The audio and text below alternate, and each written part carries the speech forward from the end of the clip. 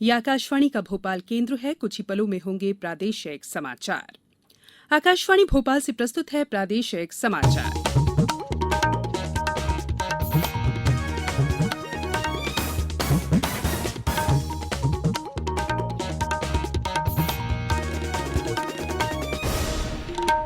नमस्कार, समाचारों के साथ मैं संयुक्ता बनर्जी। पहले मुख्य समाचार। लॉकडाउन 30 जून तक बढ़ा। कंटेनमेंट क्षेत्रों से बाहर के इलाकों को चरणबद्ध तरीके से खोलने के लिए नए दिशा निर्देश जारी। धार्मिक स्थल, होटल, रेस्टोरेंट और शॉपिंग मॉल 8 जून से खुलेंगे। प्रदेश में कोरोना संक्रमित लोगों के स्वस्थ होने का सिलसिला जारी। इंदौर में कल 176, उज्जैन में 114 लोग ठीक होकर घर लौटे। प्रधानमंत्री नरेंद्र मोदी आज आकाशवाणी के जरिए मन की बात कार्यक्रम में लोगों के साथ साझा करेंगे अपने विचार। और हमारी विशेष श्रृंखला अच्छी खबर में आज सुनिए खंडवा में अनूठे टिप्पी नल पर खास रिपोर्ट। अब समाचार विस्तार से। केंद्रीय गृह मंत्रालय ने कंटेनमेंट क्षेत्रों से बाहर के इलाकों में प्रतिबंधित गतिविधियां चरणबद्ध तरीके से फिर खोलने के बारे में नए दिशा निर्देश जारी किए हैं।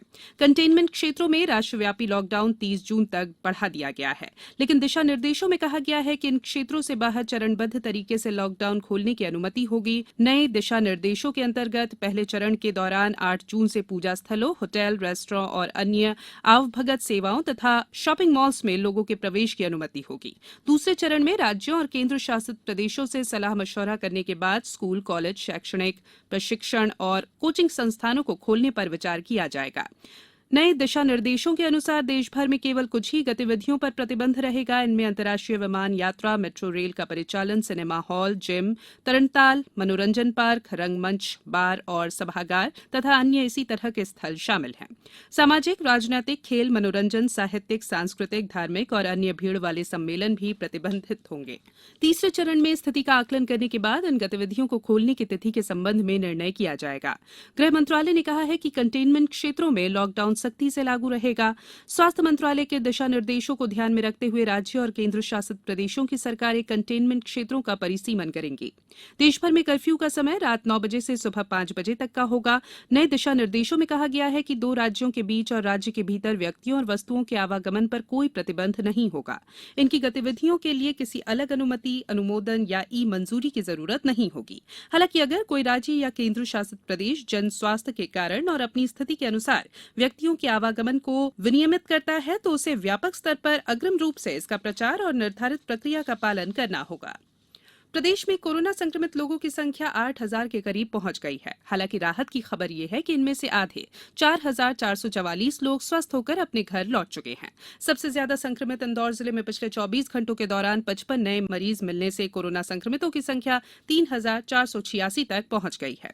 वहीं 3 और मौतों के साथ कोविड-19 संक्रमण से अब तक 132 मरीजों की मृत्यु हो चुकी है। इस बीच जिले में अब कोरोना संक्रमण से मुक्त होने वाले मरीजों की संख्या भी लगातार बढ़ने लगी है। कल विभिन्न अस्पतालों से 176 कोरोना मरीजों को स्वस्थ होने के बाद छुट्टी दे दी गई। जिले में अब तक 1,951 मरीज कोरोना संक्रमण से मुक्त होकर अपने घरों को लौट चुके हैं।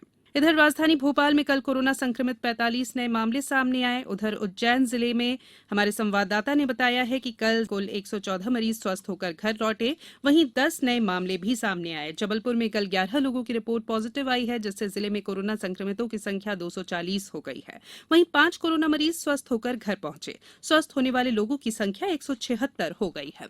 खंडवा में कल 5 कोरोना विजेताओं को डिस्चार्ज किया गया। इस तरह जिले में कुल 205 लोग संक्रमण मुक्त हो चुके हैं।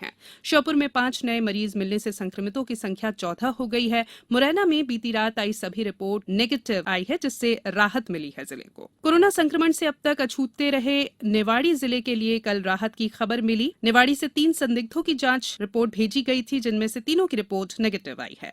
छिंदवाड़ा में कल एक और मरीज का पता चला, जिससे संक्रमितों की संख्या 5 हो गई है। वो बीते दिनों दिल्ली से छिंदवाड़ा आया था। उमरिया जिले के पाली जनपद में भी एक और कोरोना प्रभावित मिला है। जिले में संक्रमितों की संख्या बढ़कर 7 हो गई है। शिवपुरी में 40 में से 39 रिपोर्ट नेगेटिव आई है। वहीं एक सैंपल रिजेक्ट हो गया। उधर नीमच में कल 6 नए मरीजों का पता चला। खरगोन में 2 दिन में 1 दर्जन नए मामलों का पता चला है। पन्ना में 5 नए मरीज मिलने से संक्रमितों की संख्या 16 हो गई है। प्रदेश सरकार द्वारा राजगढ़ में स्थापित की गई 2 सिंचाई परियोजनाओं की सफलता अब जिले में परिलक्षित होने लगी है।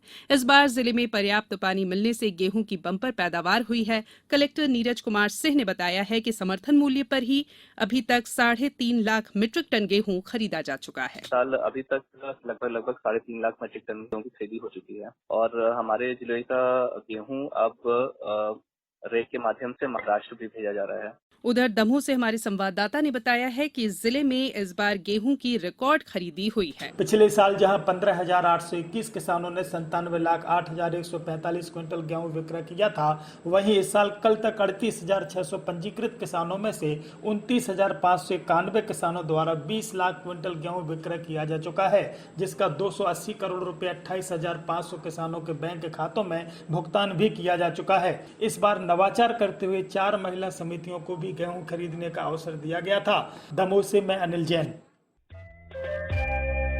ये समाचार आप आकाशवाणी भोपाल से सुन रहे हैं। हमारे समाचारों को आप कभी भी और कहीं भी अपनी सुविधा के अनुसार सुन सकते हैं। ये समाचार बुलेटिन YouTube, ट्विटर और फेसबुक पर AIR न्यूज भोपाल पेज पर सुने जा सकते हैं। इसके अलावा आप हमारी वेबसाइट newsonair.nic.in पर या AIR न्यूज ऐप पर भी ये समाचार सुन सकते हैं। ब्रेक के बाद समाचारों में एक बार फिर आपका स्वागत है। प्रधानमंत्री नरेंद्र मोदी आज आकाशवाणी से सुबह 11 बजे मन की बात कार्यक्रम में देश विदेश के लोगों के साथ अपने विचार साझा करेंगे। मासिक रेडियो कार्यक्रम की ये 65वीं कड़ी होगी। कार्यक्रम आकाशवाणी और दूरदर्शन के समूचे नेटवर्क और आकाशवाणी समाचार की वेबसाइट www.newsonair.com और news on AIR mobile app पर उपलब्ध रहेगा। यह आकाशवाणी, DD न्यूज, प्रधानमंत्री कार्यालय तथा सूचना और प्रसारण मंत्रालय के YouTube चैनलों पर भी उपलब्ध रहेगा। आकाशवाणी से मन की बात के हिंदी प्रसारण के तुरंत बाद इसे क्षेत्रीय भाषाओं में प्रसारित किया जाएगा। हमारी विशेष श्रृंखला अच्छी खबर के 47वें अंक में अब सुनिए खंडवा के अनूठे टिप्पी नल पर खास रिपोर्ट। कोरोना संक्रमण से बचने के लिए बार बार हाथ धोना और मास्क लगाना सबसे कारगर उपाय माने गए हैं। ऐसा हमारे प्रधानमंत्री भी लगातार कह रहे हैं। बार बार साबुन से हाथ धोना बहुत जरूरी है, परंतु ग्रामीण क्षेत्र में नल नहीं होने से इस पर अमल कठिन है। पर कहते हैं ना, जहाँ चाह वहाँ राह। और नल की चाह के लिए राह बनाते हुए खंडवा जिले की मांडवा ग्राम पंचायत में लोगों ने लकड़ियों और प्लास्टिक के खाली डिब्बे से टिप्पी नल बना लिया। जिला पंचायत के मुख्य कार्यपालन अधिकारी रोशन कुमार सिंह ने बताया कि टिप्पी नल की खास बात ये है कि इसे पैर द्वारा संचालित किया जाता है, इसलिए इससे संक्रमण की आशंका भी खत्म हो गई है। लोग अपना हाथ धोने के लिए एक कॉन्टैक्टलेस जो सिस्टम होता है उसको अपनाया है। पैर से वो लकड़ी के उसको दबा के पानी निकल रहा है और हैंड वॉश से लोग हाथ धो रहे हैं। दरअसल ग्रामीण इलाकों और खासकर ईंट भट्टों और अन्य मैदानी कार्यों में नल के जरिए पानी उपलब्ध नहीं है, जिससे बार बार हाथ धोना मजदूरों के लिए विकराल समस्या से कम नहीं है। ऐसे इलाकों में टिप्पी नल वरदान साबित हो रहा है। मेरा नाम राखी धोपे है और काम पर जाते हैं वैसे ही वहाँ पे एक कुप्पी टंगी हुई है और कुप्पी के अंदर नल लगा हुआ है, एक लकड़ी बंधी हुई है और लकड़ी पे जैसे ही पैर रखते हैं तो नल में से पानी बाहर आता है। अच्छे से हाथ धोते हैं। हाँ, श्री राम गोलकार हमका हाथ दबाड़ा मेरे द्वारा ओका बाद में हमका अलग अलग दूर दूर खलतीन देज और मास्क से लगाई ना हम अलग अलग खलतीन खोदाज और दिन में 4 से 5 बार हमका हाथ दबाड़ा। हमारे इन ग्रामीण वैज्ञानिकों ने अपनी सूझबूझ से इस समस्या का भी चुटकियों में हल निकाल लिया। मांडवा से शुरू हुई टिप्पी नल की अनूठी यात्रा अब कई अन्य गांवों में श्रम के पुजारियों को कोरोना संक्रमण से बचा रही है। आकाशवाणी समाचार के लिए खंडवा से हीरालाल लोंगरे के साथ समाचार कक्ष से मैं दीपा सिंह। राज्य शासन ने कल शाम कुछ IAS और IPS अधिकारियों के नवीन पद स्थापना के आदेश जारी किए हैं। इसके मुताबिक भिंड कलेक्टर छोटे सिंह और SP नागेंद्र सिंह को हटा दिया गया है। चंबल रेंज के ADG DP गुप्ता को भी हटा दिया गया है। मनोज कुमार सिंह को SP भिंड और मनोज शर्मा को IG चंबल बनाया गया है। वीरेंद्र सिंह रावत को भिंड का कलेक्टर पदस्थ किया गया है। रविन्द्र मिश्र आयुक्त रेशम को चंबल आयुक्त बनाया गया है। वर्तमान में ग्वालियर कमिश्नर MB ओझा के पास चंबल संभाग का अतिरिक्त प्रभार था।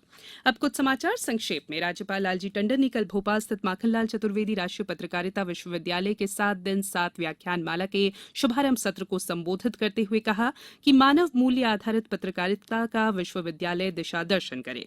मुख्यमंत्री शिवराज सिंह चौहान आज रात 8 बजे प्रदेश की जनता को संबोधित करेंगे। श्री चौहान के संदेश का प्रसारण दूरदर्शन और सभी क्षेत्रीय न्यूज चैनलों पर होगा। तंबाकू निषेध दिवस के अवसर पर आज धार में गायत्री परिवार द्वारा गृह यज्ञ का आयोजन किया जा रहा है। मंडला में भी इस अवसर पर जागरूकता कार्यक्रम होंगे। छिंदवाड़ा कलेक्टर सौरभ कुमार सुमन द्वारा प्रदेश के पहले ऑनलाइन ब्लड बैंक का शुभारंभ किया गया। अशोकनगर में कल आबकारी विभाग ने जिले के भेलमासा और सदूमरा गांव में बन रही 3000 लीटर महुआ लहान जब्त की। सतना में 15 संकुल प्राचार्यों का मई माह के वेतन भुगतान पर रोक लगा दी गई है। और रतलाम में निजी अस्पतालों द्वारा इलाज के बदले मनमाफिक शुल्क वसूलने पर कार्रवाई करते हुए स्वास्थ्य विभाग ने एक हॉस्पिटल पर 10,000 रुपए का जुर्माना लगाया है। अंत में बुलेटिन के मुख्य समाचार एक बार फिर।